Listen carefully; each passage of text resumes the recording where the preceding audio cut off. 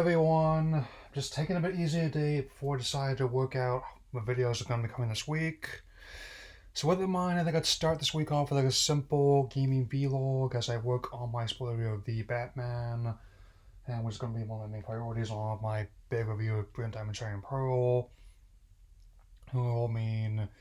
So gaming vlog one I'm currently playing, as well as some developments regarding the recent sale of several titles to the Embracer Group, as well as the upcoming upgrade to PS Plus, which is not quite the answer Game Pass we were all expecting, but should have some interesting titles on there, including a few open leaks. So let's begin. First off, as someone who recently managed to get their subscription renewed and will be some Transient Essentials tier, especially after a slight clerical error had to be corrected earlier today. Managed to claim the games I had for this month. Which while not, I haven't played them as much as like the SpongeBob Alpha Bikini Bottom Rehydrated. But I am still have something to say about them. I'm gonna be going in order of favorite to least favorite.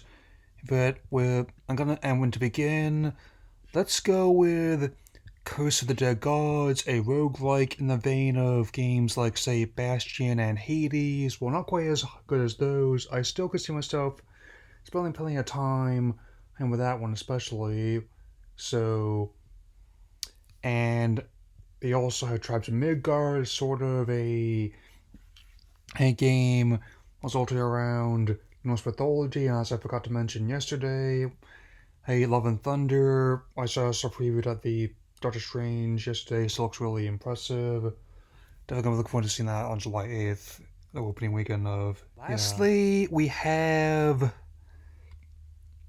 FIFA 22, which is the latest in the long-running FIFA series by EA. I just at least decided to use like the bonus foot currency and packs that I got. I know how much of a headache this system is. Don't need to add much more to that. But even removing the admittedly a bothersome monetization from the equation, and it's on a purely basic point of view, it's actually not that bad a simulation sports game for someone who likes to tend to prefer arcade kind of sports games. And the realism definitely is the selling point, and it's at least more stable than eVault 2022 is, which has that being my least favorite game of last year, so no arguments there.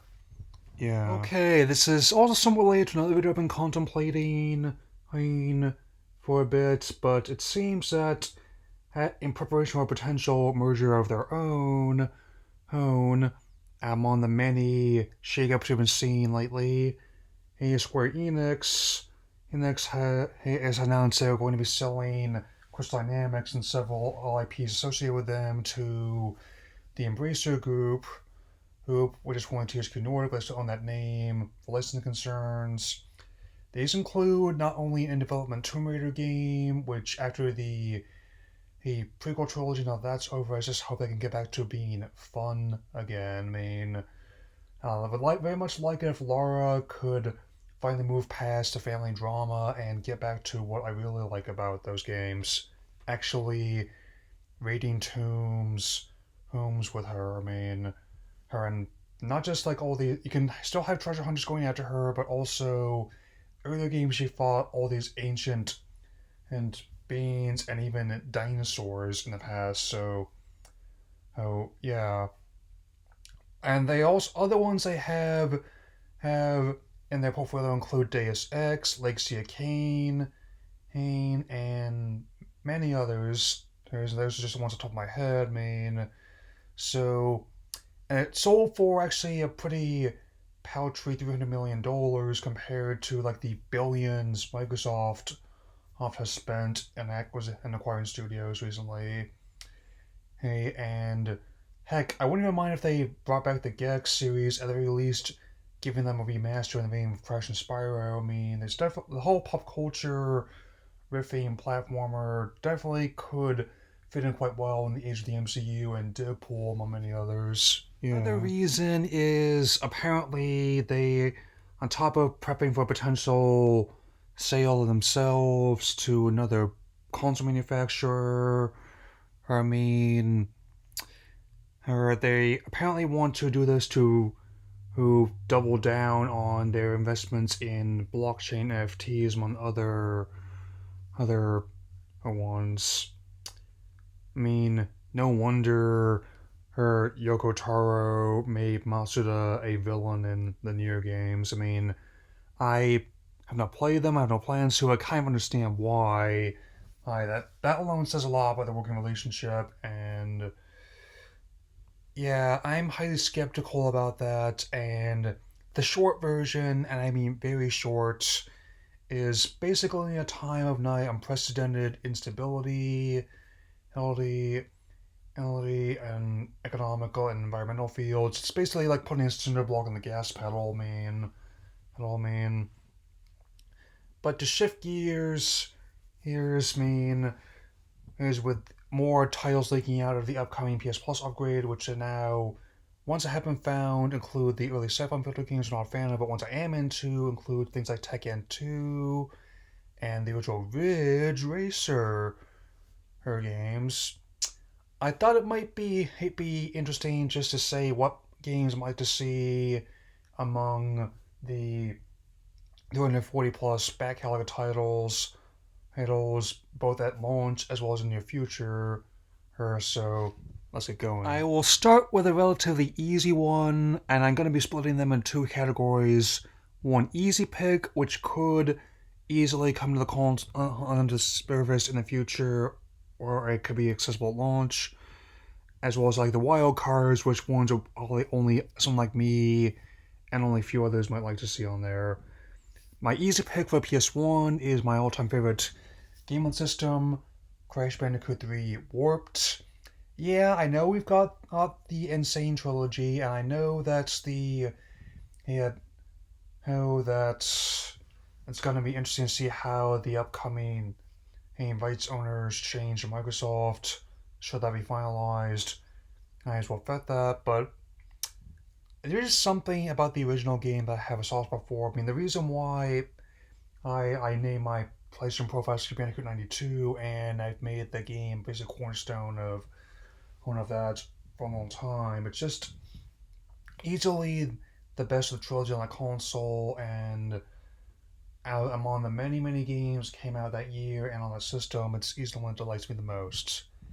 And for my wildcard pick would be Jammer Lammy. We got an HD remake of Parappa the Rapper in 2018. We got the second game on PS2 Classic, so let's give this little known spin off some love, eh? So let's keep this going.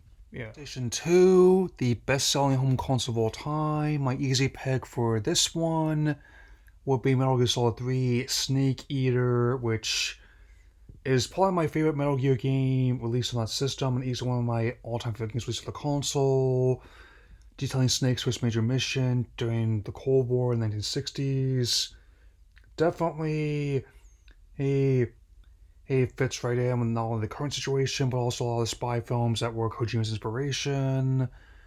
And also even having the whole very catchy opening theme, very Bond-esque there, and with the other side of the coin, the wild card is Gitaru Man, and I mean, which was definitely a unique entry among the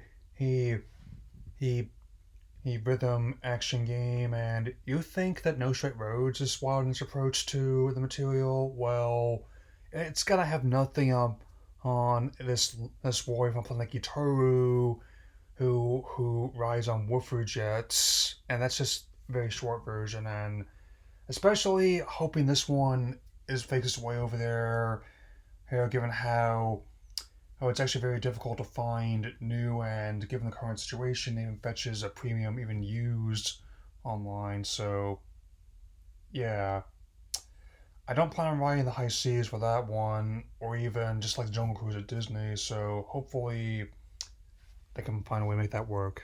Yeah. PSP family, which also would incorporate the Vita. So this one's a bit trickier, especially since while the PSP never came close to capturing the gold of Visual DS, it's still sold special 80 million units worldwide by the end of its life cycle, easily capturing the silver for that generation. And still playing entertaining games on there, so my easy pick from there would be Grand Theft Auto Vice City Stories. I know, even with the long in development 6 game as well as the Mesos Definitive Edition, the franchise is kind of weird state right now. And it's also why I picked this title because it stands out among a lot of spin-offs, given how this one's also technically canon to the main console games, and also how many of his characters actually were set up in the original Vice City. Plus, there's just something entertaining about how like the Giorgio Moroder music, as well as like the full-on virtual whole Phil Collins concert. And my wildcard pick was definitely tricky, but I decided to go with like Disgaea Afternoon Darkness. The Disgaea series has always been a unique strategy series, and this is no exception. And with its dark humor, unique strategy gameplay, it's definitely another title I wouldn't mind seeing on there. Plus, it's got exploding penguin soldiers. What's not to like about that?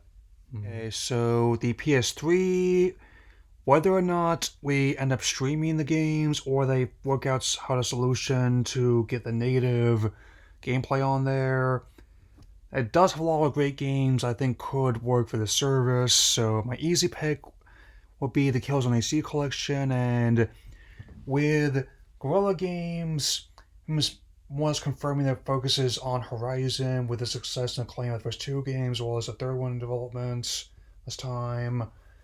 And the series not seen entries since the Shadowfall spinoff off in 2013.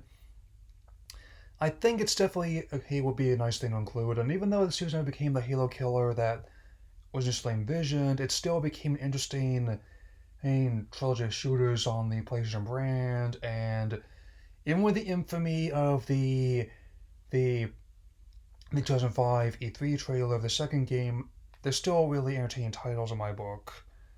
Yeah. And my wildcard pick is the other side of the coin, the HD version of Ico. We've gotten an HD remastered Shadow Colossus. I wouldn't object to an enhanced version of Last Guardian on PS5. So that just leaves like Team Ico's first game, which named their company, and it's a very atmospheric and engaging type of adventure game. And just shows you can't always judge one by its cover, especially not the terrible one that had in the stage. Thankfully, this version reverted back to like the original Japanese artwork. Anyway, that's about all I've got to say about this for now, and I will see you all again soon. Take care, everyone.